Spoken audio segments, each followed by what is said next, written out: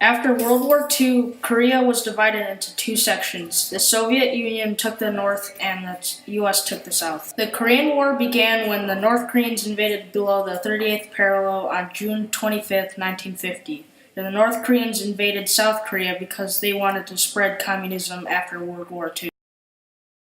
Joseph Owen was first deployed in the Pacific during World War II to fight against the Japanese. Later, he was stationed in Korea as a company lieutenant. He was in charge of many men during the Korean War. Towards the end of his tour, he was shot twice, once in the shoulder and once in the hand. He was forced out of the military due to his disability and started a new life with his wife and 6 kids with his job in advertising. When Joseph Owen was fighting in the mountains, the climate was bitterly cold. It was so cold that their food in tin cans froze. Cold weather that when you took off your gloves, within a few seconds, your fingers would be froze up so bad you couldn't even move them. When him and his men were going to sneak attack a small platoon of Koreans, they wanted to constantly stop and slap their hands and stomp their feet to stay warm. But they had to stay quiet, so they had to discipline themselves. Once the North Koreans were pushed back to the Chinese border, China decided to help out.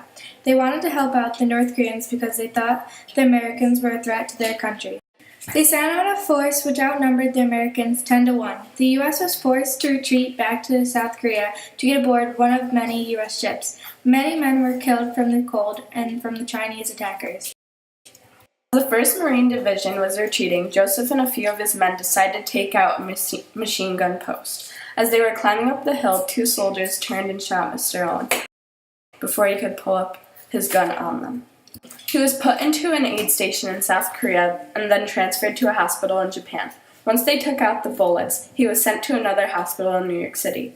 His trigger finger never fully recovered and sadly ended his military career.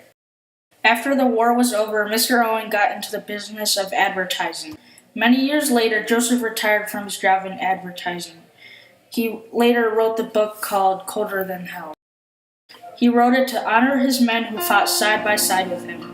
Joseph has visited many places to share his story on the Korean War.